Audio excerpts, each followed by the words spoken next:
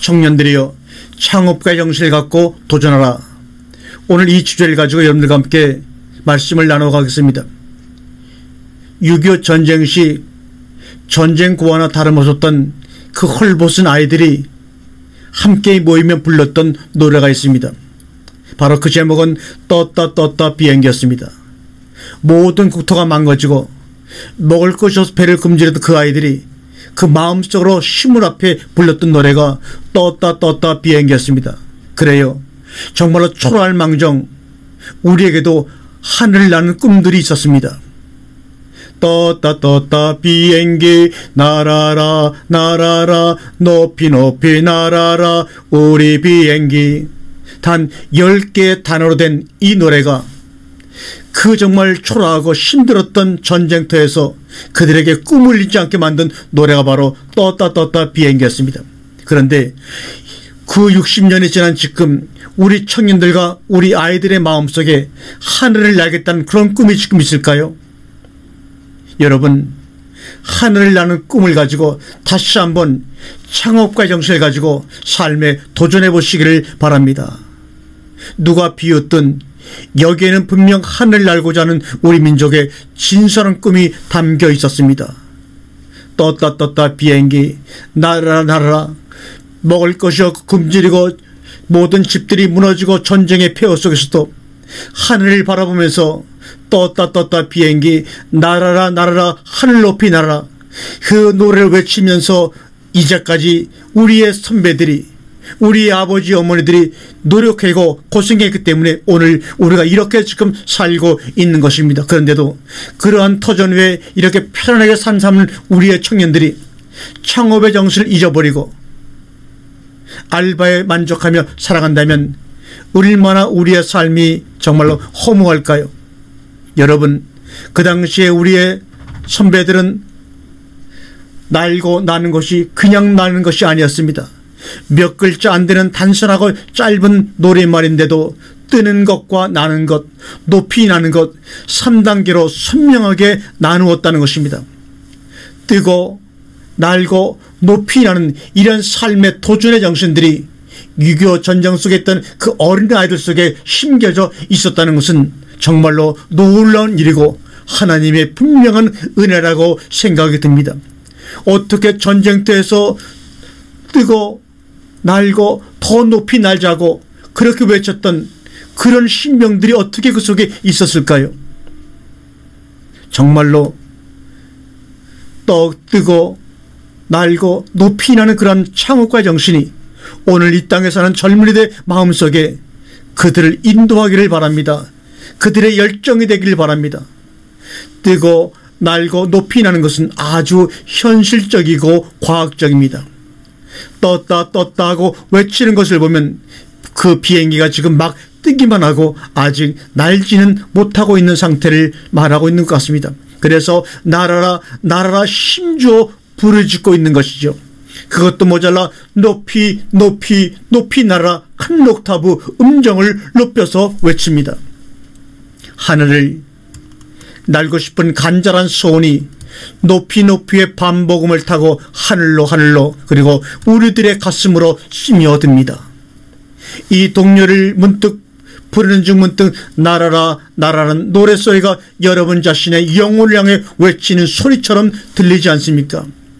실패와 오욕의 역사 속에서 짐승처럼 땅에 엎드려 지내던 굴욕의 날들에서 머리를 들고 일어서라고 좌절과 서름에서 해방되어 거친 멋진 꿈과 목표를 향해 날아오르라고 절규하는 것 같습니다.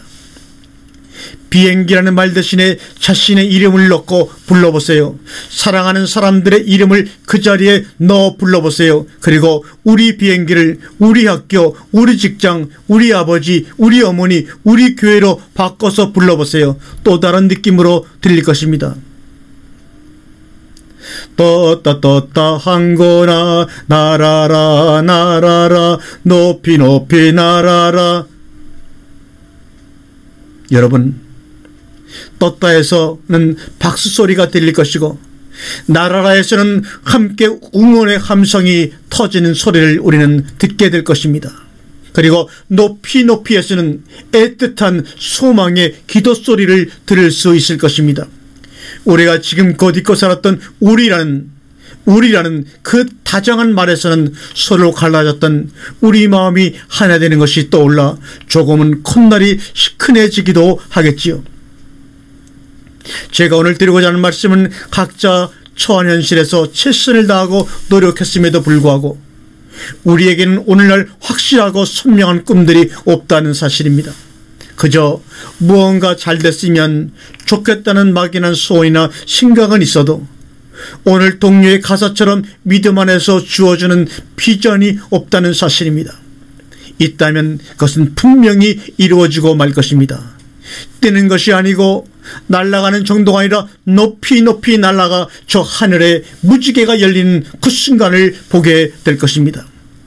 이 세상의 삶은 일직선상으로 향해 달려야 합니다. 즉 같은 방향을 향해 경쟁해야 하는 사회죠. 그 결과 같은 방향으로 달려야 하는 좁은 세상에서는 아무리 열심히 해도 아무리 땀을 흘리고 피를 흘려도 오직 선두에 선 자만이 우승자가 됩니다.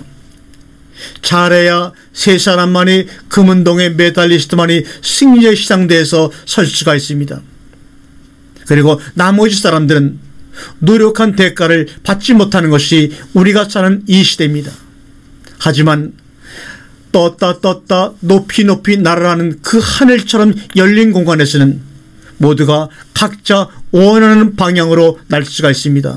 360명이 모여도 360도의 다른 방향으로 달려나가면 360명 모두가 1등이 될 수가 있고 금메달을 딸 수가 있습니다. 그래서 떴다 날아라 높이 높이 날아라고 우리는 외치고 있는 것입니다.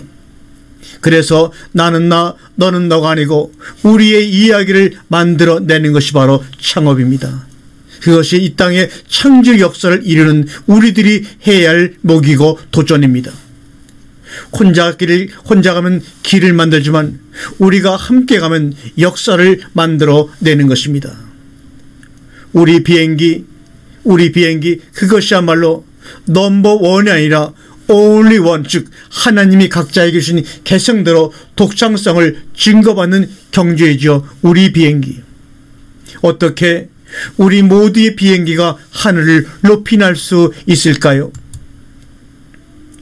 제가 다른 시간을 다 제쳐두고 이 자리에 이 말씀을 드리는 것은 여러분들이 모두 우리 비행기를 멋지게 함께 운전하여 더 높은 천공을 함께 날아가기를 원하기 때문입니다. 옛말에 이런 말이 있습니다. 등태산 소천하라. 높은 산에 올라가 보니 천하가 작게도 보이는구나, 이 말입니다. 그래서 높이 높이 날라서 땅을 내려다봐야지만 우리는 창조적인 삶의 창업을 성공시킬 수가 있습니다. 그래서 손오공이 구름을 타고 하늘로 올라가서 보니 천하가 다 내 손바닥 안에 있다고 큰 소리 쳤는지도 모릅니다. 잠시만 하면 여러분이 모두 하늘 높이 올라간 손오공이 되어보지 않으시겠습니까? 멀리서 보는 태양이나 가까이서 보는 태양이나 크기는 같습니다. 내가 어디서 보느냐에 따라 크기가 달리 보이는 것입니다. 리치다 바크는 갈매기 꿈의 주인공인 리비스톤입니다. 다른 모든 갈매기는 그를 바보로 보았죠. 자기들은 안 보이는 세상이 보인다고 하니까 얼마나 고통스러웠을까요? 그러나 멀리 나는 갈매기가 멀리 넓게 본다는 것입니다. 병아리 우리 안에서 자라서 깨어나온 독서리알, 어떨까요? 고통의 알을 깨고 나오면 세상이 작게 보입니다.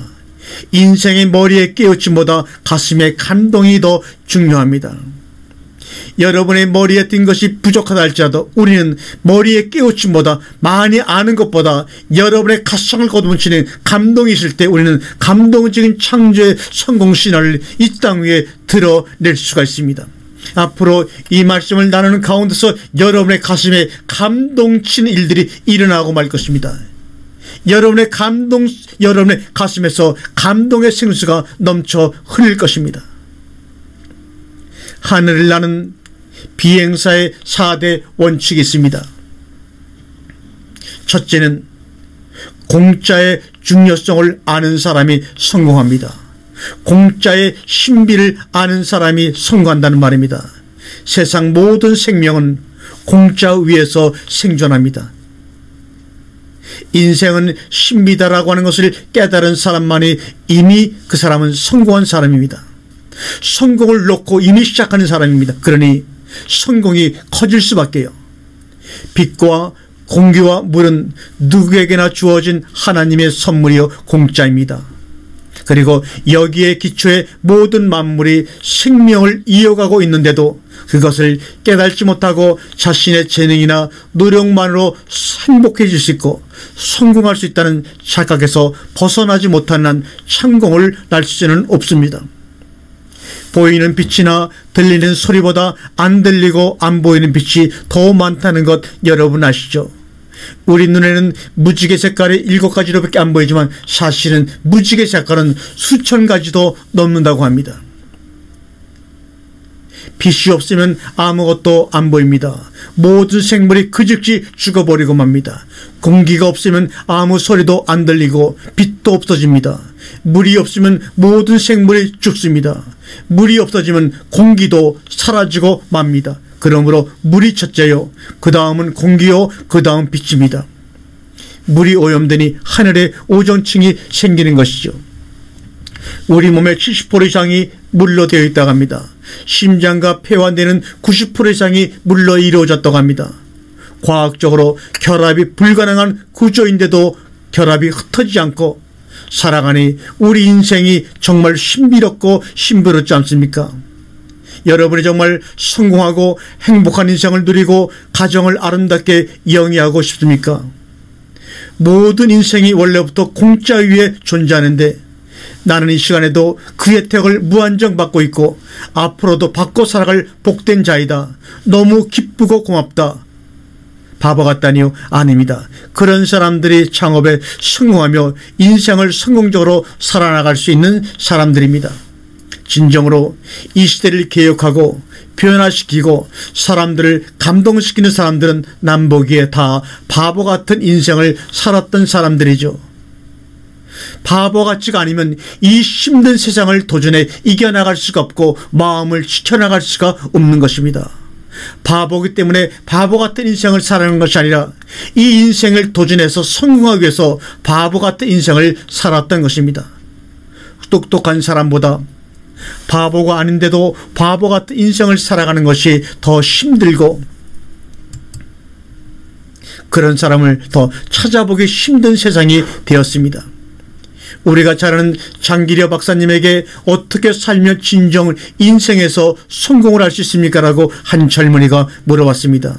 그랬더니 그 박사님의 말씀이 한마디 말로 끝났습니다. 바보같이 살아.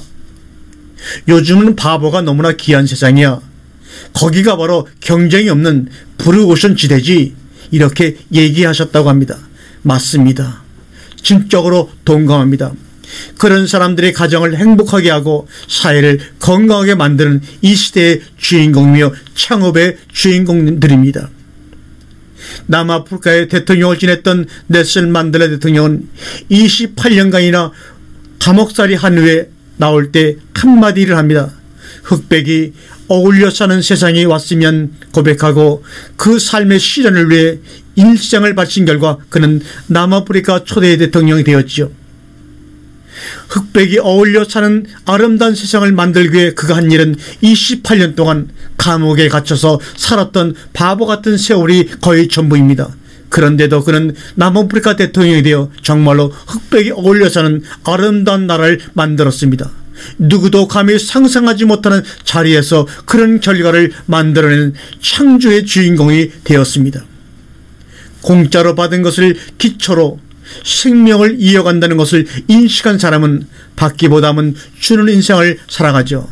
성경에도 주는 자가 받는 자보다 복되다고 말씀하고 있습니다. 그러기 위해서 한 가지 방법이 있습니다. 거저 주신 것에 항상 감사하시기 바랍니다. 정말로 인생의 가장 값지고 고귀한 것들은 눈으로 볼 수가 없고 귀로 들을 수 없는 것들입니다. 오직 열린 마음들로만 보고 들을 수 있는 것입니다. 열린 마음을 가진 자만이 성공적인 창업의 삶을 이미 맛보고 출발할 수가 있습니다. 하나님이 주신 공짜에 먼저 늘 감사하는 인생을 사시는 것이 습관화되면 나도 행복하고 주위도 행복하게 만드는 성공의 길로 그분이 여러분의 삶을 인도하실 것입니다.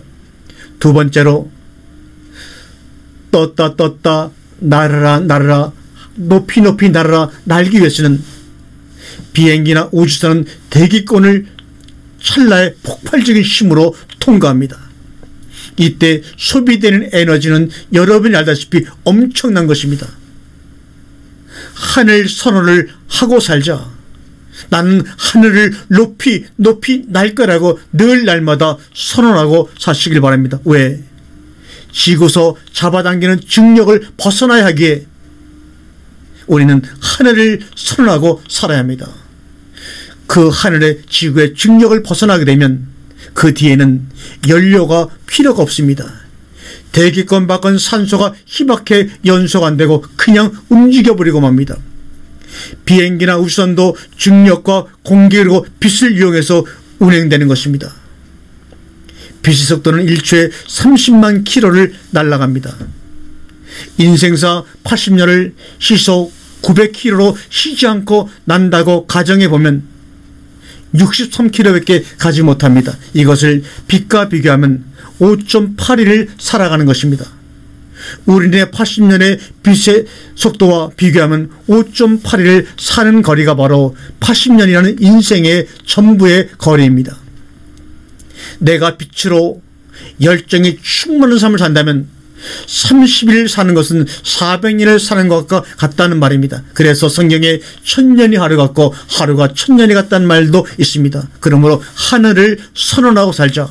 몸은 땅에 있어도 마음은 하늘을 살아가는 여러분이 되어야지만 지구의 중력에 구애받지 않고 여러분은 높이 날아서 여러분의 꿈을 이 땅 위에 이루어 나갈 것입니다. 당신에게 인생의 80년 전부는 빛의 시간으로 말하면 5.8일밖에 되지 않습니다. 다시 새롭게 여러분이 80년 인생을 전부 살아나간다면 5.8일이 여러분의 삶에 남아있다면 나는 누구를 먼저 만날까? 나는 무슨 일을 할까? 나는 무슨 말을 할까? 내가 내 생명을 조종할 수 있다는 무의식 가운데 자만이 나만은 아닐 거야 속이고 있기에 서로 미루고 있다가 우리의 삶이 어떻게 끝나려고 합니까? 할 거라다가 꼴깍하는 인생 살지 말고 지금부터 후회로 가득 찰 유언장 대신 하늘을 만들어 살기를 바랍니다.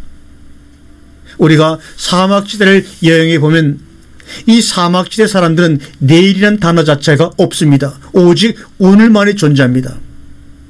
창업을 하는 여러분들의 마음속에도 내일이란 단어를 지어버리십시오. 오직 오늘 하늘 향해 나는 여러분들이 되기를 바랍니다. 무엇 할 거라다가 마지막에 꼴깍하며 후회하는 인생이 되지 말고 오직 오늘 속에서 만나고 싶은 사람을 만나고 하고 싶은 일을 하고 하고 싶은 말을 하기를 바랍니다. 세상의 위대한 이들은 일생일사의 삶을 살았습니다. 오늘 태어나서 오늘 죽는 삶을 살았습니다. 성경에 나오는 위대한 인물인 사도 바울도 나는 날마다 죽노라고 고백하며 일생을 통해 위대한 일을 실현했던 사람입니다. 오늘 이 말씀을 듣는 모든 분들도 여러분의 꿈을 위해 날마다 죽는 경험을 하므로 매일 새롭게 다시 하늘의 삶을 사는 멋진 인생이 되시기를 바랍니다. 여러분이 또한 하늘을 날기 위해서는 세 번째, 인생의 빛이 충만한 삶, 참 영원한 복이란 무엇일까를 알고 시작을 해야 합니다. 빛이 충만한 삶, 영원한 복이란 과연 무엇일까? 내가 이러한 삶을 영위하고 창업을 해서 복을 받기 원하는데 그 복 중에 영원한 참복은 무엇일까? 우리 한번 고민해 봐야 합니다. 그에게서 가장 절실히 현실적으로 필요했던 것은 무엇일까? 재물일까? 신복일까? 지도력일까? 국방력일까? 12민족을 통합해서 그 나라를 통일시킨 다윗 왕과 솔로몬 왕이 있습니다. 그 중에 솔로몬 왕은 그가 1000일 동안의 정성을 쌓은 후에 나타나서 하나님께 구한 유일한 복이 무엇인지 아십니까? 레브스메아, 듣는 마음을 주소서. 다른 거 구할 것도 엄청나게 많을 텐데 듣는 마음을 달라고 하니 하나님 자신도 그 요구에 감동을 받으시어 구하지도 않은 부귀와 영화를 덤으로 주시겠다고 약속한 것이 바로 성경에 나오는 말씀입니다.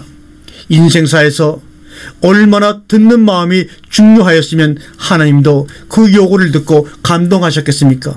우리가 창업에 성공하기 위해서는 이렇게 하나님도 감동시킨 듣는 마음을 갖는 것이 무엇보다 필요합니다. 그러므로 창업이라는 것은 그저 사업에서 돈 좀 버는 것이 아니라 전인적인 삶을 성공적으로 살아가는 출발점이 되어야 합니다. 손자병법에도 지필지기면 백전불태다. 나를 알고 적을 알면 서로 싸워 유태롭지 않다고 했죠. 이 말은 적을 잘 알기 위해선 우선적으로 내가 많은 말을 하기보다 많이 들을 줄 아는 인내가 필요하다는 말입니다. 한문에 이 들을 청자는 천을 한번 보시기 바랍니다. 왕의 귀로 듣고 10개 눈으로 보고 하나의 마음을 갖는 것이 바로 듣는 청자의 의미입니다. 내 영혼 속에 나와 함께 하시는 그분의 음성을 들을 수 있는 마음을 주세요. 나와 함께 살아가는 아내의 얘기를 들을 수 있는 마음을 주세요. 남편의 이야기를 들을 수 있는 듣는 마음을 주세요. 자녀들의 마음을 경청할 수 있는 듣는 마음을 주세요. 부모님들의 마음을 들을 수 있는 듣는 마음을 주세요. 더 나아가 자연의 소리를 듣고 자연의 이치를 깨닫고 사람의 소리를 듣고 인륜의 도리를 깨달으며 하나님의 소리를 듣고 소명 사명 곧 하늘의 뜻을 깨닫는 것이 지혜가 아니겠는가. 이것이 바로 창업가의 기본 정신입니다. 듣는 마음을 상실한 자가 가르치고 얘기하니 가정과 사회가 안 변하고 어지러워지고 서로 상대방 탓만 하고 살아가는 어지러운 세상이 돼버리고 말지요. 머리로는 이해가 되고 그 말이 맞는 것 같은데 그러나 심장과 연결된 내 마음의 귀는 나를 흥분시키고 호흡만 빠르게 해서 감당하기에는 죽을 것 같아 가출하고 대들고 죽음을 택하기도 합니다. 왜요? 심장이 뇌를 움직이기 때문입니다. 하나님의 참된 축복을 받은 자는 그의 고백과 삶 속에서 바보, 도트는 소리 하는 것을 종종 듣게 됩니다. 그런데 그것이 우리의 영혼을 정화시키고 우리의 마음에 힘을 준다는 사실을 우리는 너무나 늦게 깨닫게 됩니다. 아, 그래요? 아, 그렇군요. 야, 정말 멋지네요. 나 괜찮아요. 힘내세요. 이 말은 내가 당신의 소리를 잘 들었어요. 당신의 마음을 알겠어라는 또 다른 고백입니다. 이것이 바로 죽은 지식의 무덤 위에서 산 지혜가 춤추는 순간입니다. 우리 가정이 죽은 지식의 가정이 되었습니까? 죽은 지식의 사회가 되었습니까? 그런 가정과 무덤 위에서 산 지혜가 춤추는 순간이 뭡니까? 아, 그래요? 아, 그렇군요. 정말 멋지네요. 나 괜찮아요. 힘내세요. 칭찬은 고래도 춤추게 한다는 말이 있지만 여러분, 고래가 춤을 추게 해서 무슨 의미가 있습니까? 내 옆에 아내가, 내 옆에 남편이, 내 옆에 자녀가 나와 함께 창업을 하는 그 종업원들이 춤을 추어야죠. 산지혜가 춤추는 순간을 가질 때마다 우리의 창업은 점점 확대되어 발전할 것입니다. 사이버 세상에서 하루에 10억 개 이상의 정보와 컨텐츠가 만들어져 올라와도 왜 그것을 누구나 공유하는 소식으로 끝나고 내 것으로 만드는 정보로 가공하지는 못할까? 그리고 최종적으로 창조적인 작품으로 끝맺음을 못한 이가 99%일까? 원인은 단 하나입니다. 1%를 놓쳐서 99%로 다 실패로 끝나고 마는 그런 사람들이 생기는 것입니다.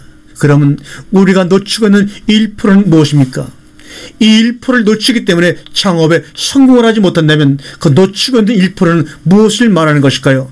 그것은 그 상대의 말을 경청하고 섬겨서 감동시키지 못하기에 상대의 꽁꽁 숨겨놓은 1%의 액기스를 발견할 수가 없어서 조합의 창조물을 못 만들어 내는 것입니다.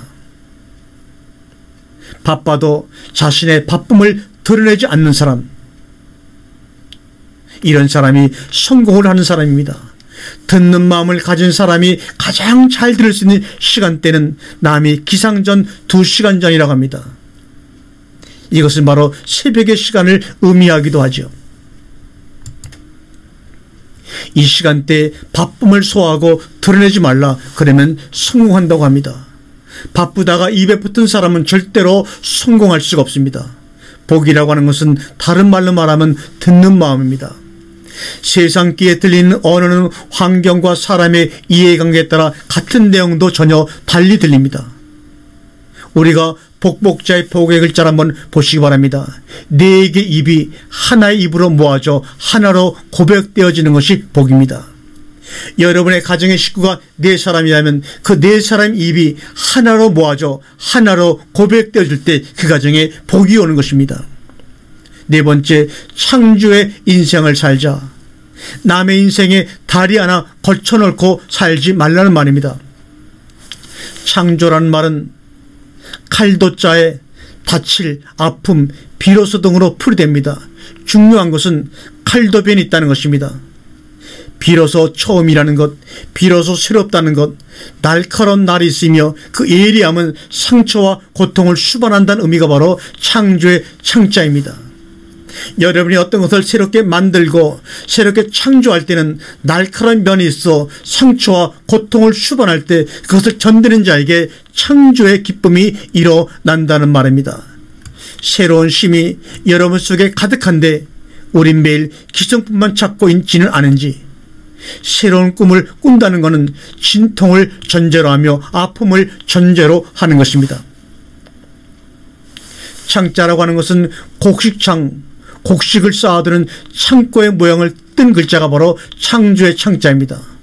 곡관을 짓기 위해 칼로 나무를 베는 것에서 시작되니 비롯할 창이라고 얘기하는 것입니다. 그래서 창조는 머리의 깨우침보다 가슴의 감동이 더욱더 중요합니다.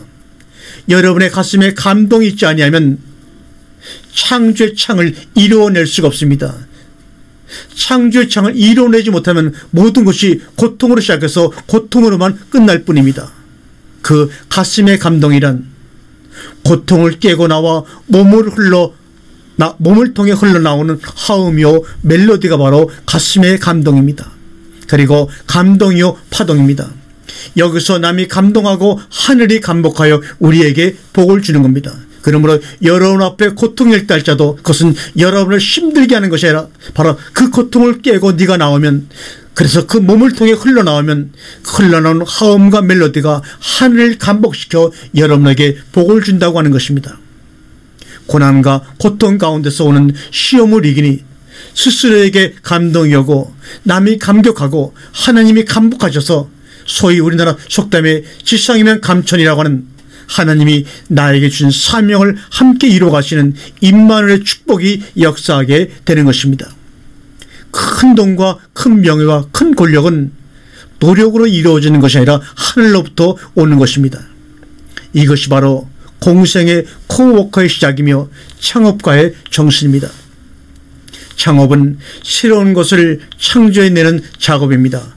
그것은 홀로 이루어내는 것이 아니라 함께 하는 것이기에 코워커라 하는 것입니다. 함께하는 것 중 가장 귀한 동력은 하나님의 도우심을 이끌어내어 함께 창조해 나가는 것입니다. 청년들이여, 창업과 영실을 갖고 도전하라. 이때 말하는 청년들은 나이가 젊은 사람들만을 의미하는 것이 아닙니다. 창조의 정신을 갖고 도전하는 70대도 80대도 청년들입니다. 에밀리 디킨슨은 이런 말합니다. 어떤 이들은 말한다. 입 밖에 나오는 순간 말은 죽는다고. 그러나 나는 말한다. 말은 바로 그 순간부터 살기 시작하여 인생의 집을 짓기 시작한다고 얘기합니다. 여러분, 우리는 창업을 하기 위해서 골방을 하나씩 가져야 합니다. 이것은 뭐냐? 미래의 기억을 만들어내는 바로 장소입니다. 내가 현재 당하고 있는 실제 현실과 미래에 나에게 주어질 그 기억을 하나하나 감격을 점차 좁혀나가는 골방을 가져야 합니다. 골방의 주인에게 미래의 기억을 현실로 만들 수 있는 능력이 바로 골방에서 주어지는 것입니다.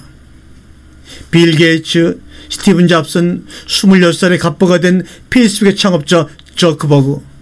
그들은 말합니다. 누가 너의 라이벌인가? 어제의 내가 라이벌이라고 그들은 말합니다. 또한 이 세 사람의 공통점은 자기마다 골방을 갖고 많은 시간을 골방에 들어가 미래의 기억을 현실로 끌어들이는 그러한 일에 많은 시간과 묵상을 한다고 합니다. 이것은 우리 믿음의 사람들로 말하면 골방에 기도를 하고 있다는 것을 의미합니다. 내가 비록 당하고 있는 현실은 너무나 어렵고 살아갈 희망조차 없지만 그 골방에 들어가 하나님을 향하여 기도하는 순간 미래에 주어질 하나님의 축복이 점점 여러분 앞으로 다가와 여러분의 마음속에 감동으로 부딪힐 때 그때가 바로 여러분이 삶을 새롭게 시작할 시간이요 창업의 첫 시간이라는 것을 여러분 깨달으시길 바랍니다. 하루 24시간 가운데 0.5% 곧 10분만 자신만의 은밀한 골방을 만들어 그 속에서 꿈을 꾸고 기도하시기 바랍니다. 그러면 우리의 인생이 바뀌게 되는 것을 체험하게 될 것입니다. 꿈이라고 하는 것은 상상입니다. 상자 서로 자세히 보는 겁니다. 상자 밑에 마음 심자가 깔려 있습니다. 서로 자세히 보고 마음을 알아가는 것이 뭡니까? 상상입니다. 여러분이 하나님을 향하여 자세히 바라보므로 말미암아 하나님 안에 있는 그 마음을 여러분이 받아들여서 여러분의 감동을 받음으로 말미암아 이 땅에 이것을 구현해내는 것입니다. 하나님의 마음 속에 있는 여러분을 향한 축복과 기쁨을 여러분이 보고 끄집어내어서 이 땅 위에 드러내는 것이 바로 꿈이요 상상입니다. 왜요? 실제로 서로 보는 것입니다. 마음의 눈으로 여러분의 본 것을 이 현실 속에 끌어내는 것이 바로 뭡니까? 상상이요 꿈입니다. 허망한 것이 상상이고 꿈이 아닌 것입니다. 록펠러의 전기작가들의 기록에 따르면 최저 임금을 받고 기약업 살던 청년 시절의 록펠러에게는 특이한 습관이 하나 있었다고 합니다. 그는 거의 매일 취한 사람처럼 보였는데 술을 마셔서 그런 것이 아니라 혼자만의 상상에 빠진 나머지 그렇게 보였다고 합니다.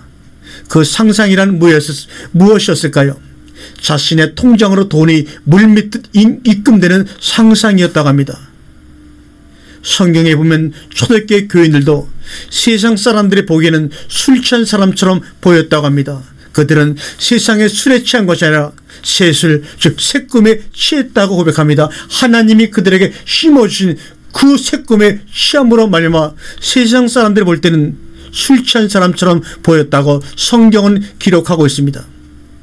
나폴레옹은 전쟁, 그것은 상상하는 것이라고 고백하였습니다. 그는 프랑스 식민지인 코르시카에서 태어난 평민이지만 프랑스 한자가 된 인물입니다.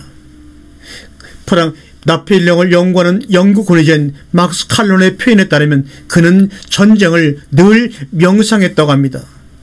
구약의 모세나 여호와수와도 그런 비슷한 삶을 살았습니다. 그는 상상 속에서 모의 전쟁을 치르고 꼭 전쟁터에 나갔다고 합니다. 먹지도 자지도 않고 몇 주씩 계속되는 상상 전쟁은 나폴레옹의 군대가 완벽에 가까운 승리를 거둘 때 비로소 종료되었다고 합니다.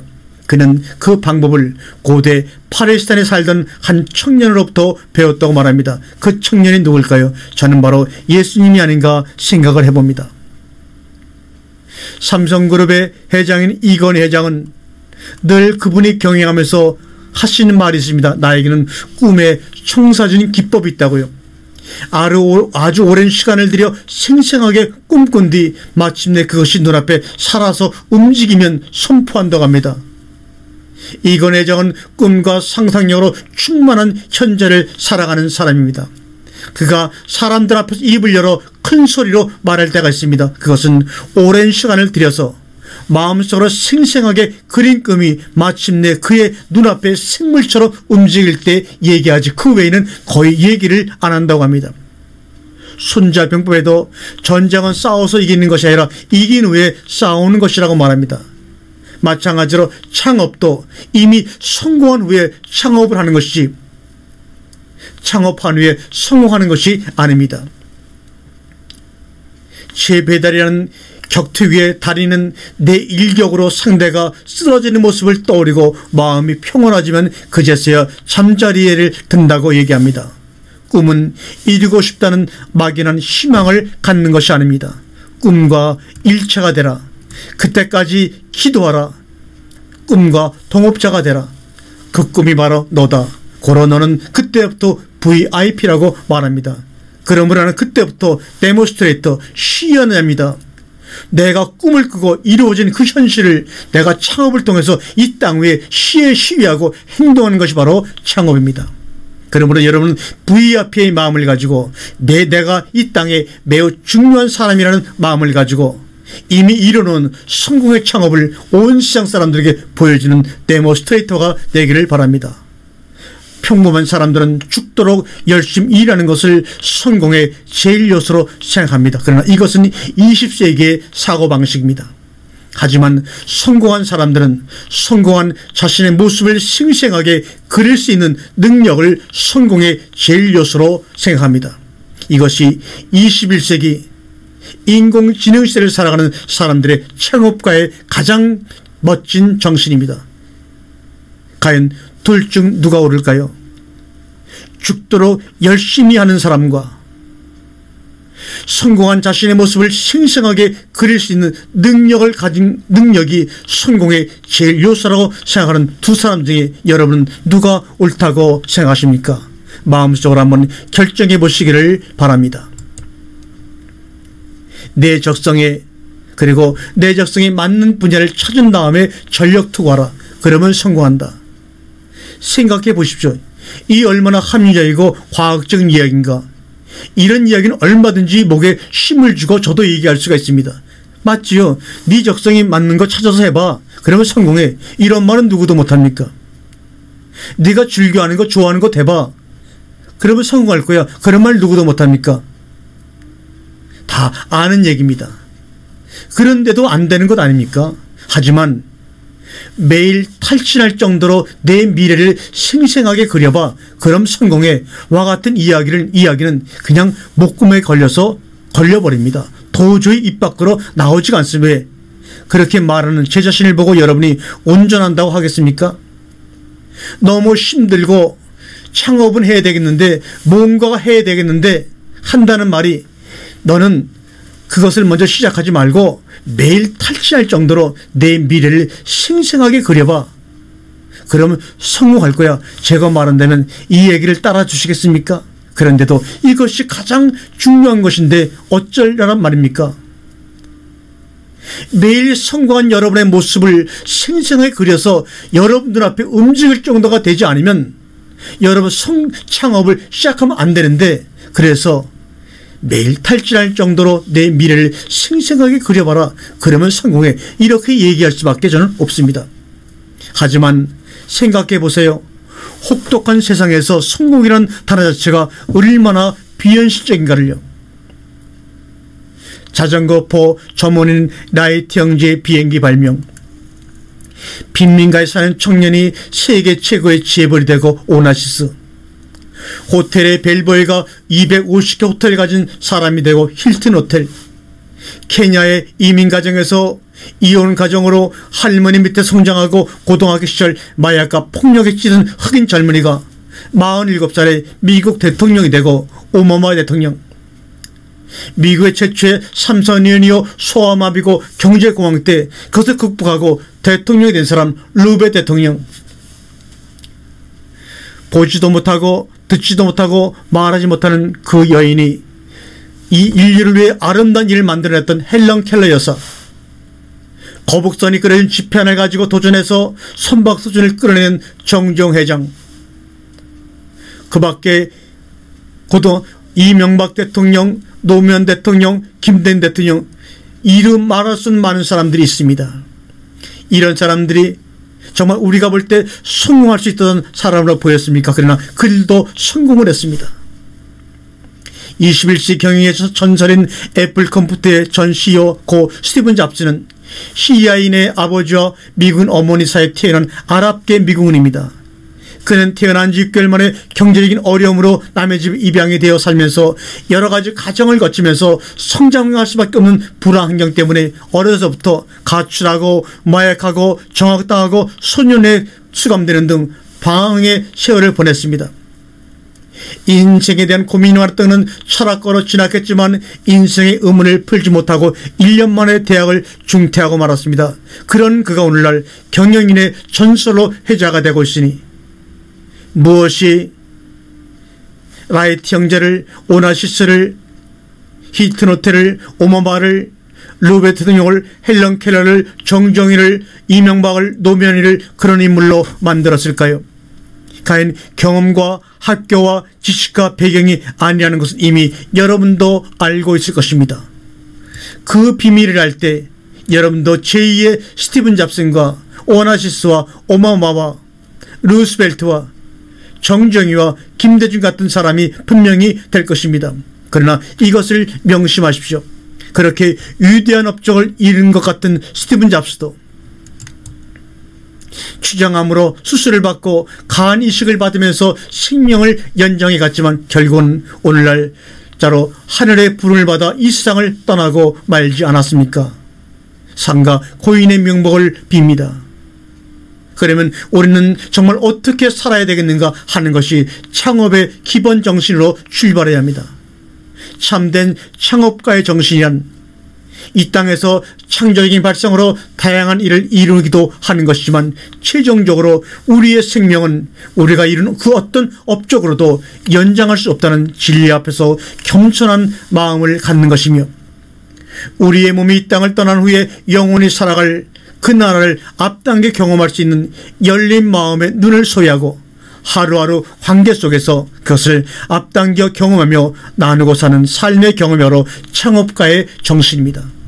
이렇게 바로 이런 게 바로 성공인데 이런 이야기들이야말로 바로 비현실적이지 않습니까? 나는 생각한다. 말이 안 되는 일을 이루려면 말이 되는 방법으로는 곤란하다고 콜라든 힐트는 얘기하고 있습니다. 즉 재능과 노력만을 가지고는 안 된다는 이야기를 이렇게 표현한 것입니다. 성공하기가 너무나 힘든 세대 속에서 1%도 창업에 성공하기가 힘든 창업의 세계 속에서 그 일을 이루려면 말이 되는 방법으로는 곤란하다 이 말입니다. 말이 안 되는 일을 이루려면 말이 안 되는 방법이 필요하지요.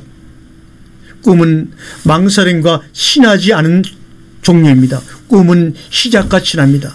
꿈과 친하게 지내라. 그리고 몸은 땀으로 흠뻑 적셔라. 꿈꾸는 법을 잊지 않았거든 다시 시작하라. 우리는 길을 찾거나 만들게 될 것이다. 평범한 성공은 교만을 가져오고 멋진 실패는 도전을 가져옵니다. 실패의 두 발자국 뒤에서 희망이 따라오는 것을 여러분 명심하시기 바랍니다.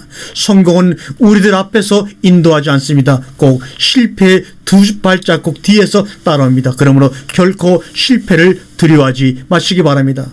언제나 가장 먼저 깨어나 새벽이 되고 아침이 되는 당신들의 푸른 희망을 저는 믿기에 이 말씀을 함께 나누고자 저도 역시 도전을 하였습니다. 어떤 시련 앞에 서 있더라도 봄처럼 번식해 나갈 당신들의 푸른 용기를 저는 믿습니다. 당신들의 빛나는 눈빛을 믿기에 오늘 여러분의 눈빛을 상상하며 이 말씀을 이어져 나갈 것입니다. 감사합니다.